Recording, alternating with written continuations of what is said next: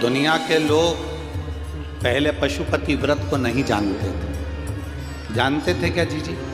जम के बोलो जरा, जानते थे पशुपति व्रत कैसा होता है? पशुपति व्रत का महत्व क्या होता है? पशुपति व्रत की महत्वता क्या है?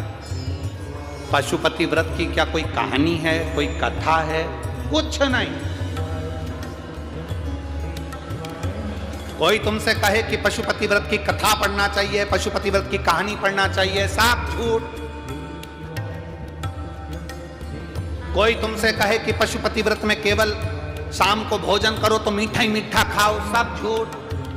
पशुपति व्रत का विधान, पशुपति व्रत 5 व्रत होते हैं सोमवार के। आप उसको किसी भी सोमवार से चालू कर सकते हो। व्रत करने का नियम यह है कि एक थाली पूजन की लगा लो, उस थाली में पूजन का सामान रखकर सुबह के समय बाबा का अभिषेक पूजन कर दो। जिस मंदिर में आप पहला सोमवार का व्रत करेंगे, 5 सोमवार आपको उसी मंदिर में करना। मंदिर नहीं बदलना कि यह कर लिया वहां कर लिया, मंदिर।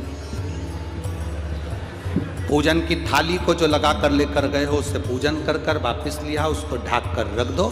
शाम के समय पर फिर वही पूजन की थाली वापिस लेकर वापिस उसमें 6 दिए प्रसाद एक पात्र में लेकर जाओ।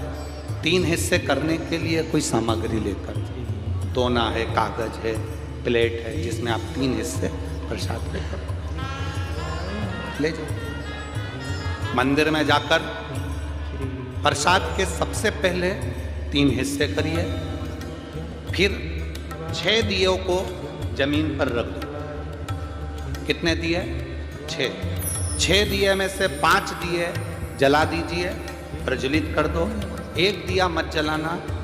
जब पूजन हो जाए, तुम्हारी महादेव की आराधना हो जाए, अर्चना हो जाए, सब कुछ करने के बाद में जो बिना जला हुआ दिया है उसको उठाकर थाली में रख लो। प्रसाद का एक हिस्सा उठाकर थाली में रख लो। बाबा से प्रार्थना करो, बाबा आज मेरा पहला व्रत है, आप इसको स्वीकार करना, मेरा ये कार्य है, सफल करना। विनती कर कर बाबा के मंदिर से निकलो, अपने घर के दरवाजे पर अंदर प्रवेश करो, सीधे हाथ की ओर बैठ जाओ, अपने घर की ओर मुख कर कर सीधे हाथ की ओर बैठकर दिया जला दो। दिया जलाकर अंदर प्रवेश कर जाओ। एक समय भोजन करना है इस व्रत में। एक समय तुम फलाहार करो, फल खाओ, जो तुम्हें खाना है फलाहार में वो खाओ, पर एक समय भोजन कब? जब तुम शाम का पूजन कर कर आओ और प्रसाद का एक हिस्सा लेकर आओ। भोजन करने के पहले जो तुम मीठे का भोग बना कर ले गई थी, उस प्रसाद का हिस्सा पहले खाओ, उसके बाद में फिर भोजन करो। बीच में रजोधर्म आ जाए, रजस्वला हो जाए या कोई कहीं जाना आना पड़ जाए तो व्रत को छोड़ दो, अगला व्रत करो, पर गिनती के केवल 5 करो।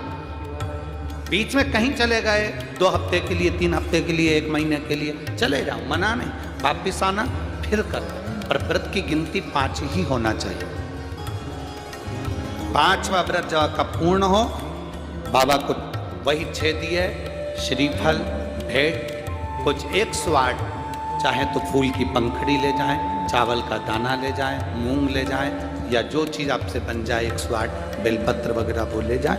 बाबा को वही प्रसाद के 3 हिस्से कर कर दिए रखकर बाबा को पूजन कर कर 108 सामग्री जो लेकर गए हो वो बाबा को श्री शिवाय नमस्तुभ्यम कहकर समर्पित कर। वापिस प्रसाद का एक हिस्सा, एक दिया बिना जला लेकर आए, नारियल भेंट बाबा को समर्पित कर कर कहें, बाबा आज मेरा 5वां व्रत पूर्ण हुआ, आप इसे स्वीकार करना।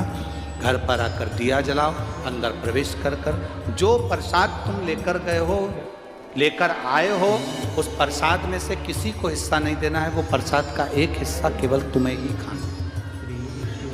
प्रसाद पाकर भोजन करो, बाबा आपके मन के मनोरथ पूर्ण करे। इसको पशुपति व्रत कहते हैं। दिल से किया गया व्रत बाबा स्वीकार कर, दिल से।